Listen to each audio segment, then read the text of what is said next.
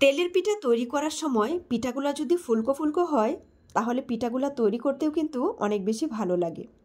এমন ফুলকো তেলের পিঠা আপনিও কিন্তু তৈরি করে নিতে পারেন। তার জন্য ফুল রেসিপিটা দেখে নিতে হবে।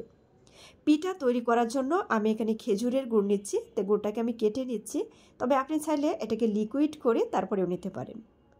এখন নিয়ে নিচ্ছি চালের গুঁড়ো। আমি এখানে 4 কাপ নিয়ে নিচ্ছি চালের গুঁড়ো, আর 1 কাপ দিয়ে দিচ্ছি ময়দা। খেজুরের গুড় দিয়ে দিচ্ছি, সামান্য লবণ দিয়ে দিচ্ছি। কুসুম গরম পানি দিয়ে ডোটা রেডি করতে হবে, তবে পানিটা একবারে না দিয়ে অল্প অল্প করে দিচ্ছি, আর হাত দিয়ে খুব ভালো করে এভাবে মধ্যে নিতে হবে। এতে করে গুঁড়োটাও গলে যাবে আর চালের গুঁড়োটাও কিন্তু একদম স্মুথ হয়ে যাবে। আমি 5 থেকে 7 মিনিট এভাবে কিন্তু হাত দিয়ে মধ্যে নেব, ডোটা রেডি করে নেব।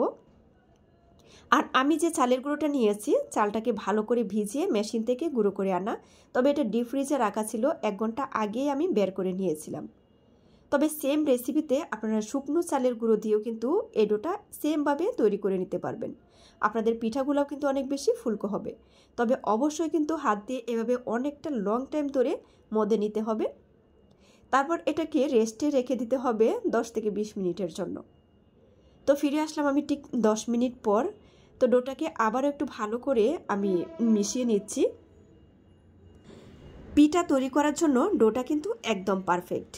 এদিকে চুলায় একটি কড়াই বসিয়ে আমি তেল দিয়ে তেলটাকে ভালো করে গরম করে নিয়েছি। এখন বিসমিল্লাহ বলে প্রথম পিঠাটা দিয়ে দিলাম। তো দেখা যাক কতটুকু পারফেক্ট হয়। আলহামদুলিল্লাহ, পিঠাটা কিন্তু একদম ফুলকো লুচির মতো হয়ে গেছে। আমি কিন্তু এখানে কোনো রকম বেকিং সোডা বা বেকিং পাউডার কোনোটাই অ্যাড করিনি। তবে আমি যে পদ্ধতিতে এগুলাটা রেডি করেছি, আপনারা যদি সেমভাবে তৈরি করেন তাহলে আপনাদের পিঠাগুলোও কিন্তু এরকম ফুলকো ফুলকো হবে। অনেকেই কিন্তু তেলের পিঠা তৈরি করতে চায় না, যে এটা ভালো করে ফুলে না, সেই জন্য। তবে আপনারা সেম রেসিপি ফলো করে যদি এভাবে পিঠাগুলো তৈরি করেন, প্রতিটা পিঠাই কিন্তু একদম লুচির মতো ফুলকো হবে। তো আমি সবকটা পিঠা সেমভাবে তৈরি করে নিচ্ছি। আর এই পিঠা খেতে পছন্দ করে না এমন মানুষ নেই বললেই চলে। তবে যাদের কাছে সহজ রেসিপি ভালো লাগে আমার পেজটি ফলো করে পাশে থেকে সাপোর্ট করবেন।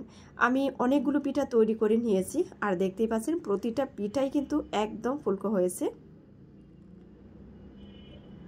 তো অবশ্যই কমেন্ট করে জানাবেন যে পিঠাটা কেমন হয়েছে, আপনাদের কাছে কেমন লাগলো, বা এই পিঠাগুলো আপনারা খেতে কে কে ভালোবাসেন।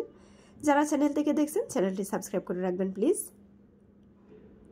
আর দেখতেই পাচ্ছেন ভিতরের অংশটা কতটুকু পারফেক্ট হলো, একদম দারুণ সুন্দর হয়েছিল এই পিঠাগুলো। তো আপনারা কিন্তু সেম রেসিপি ফলো করে অবশ্যই বাসায় ট্রাই করবেন। সবাইকে অসংখ্য ধন্যবাদ রেসিপি দেখার জন্য।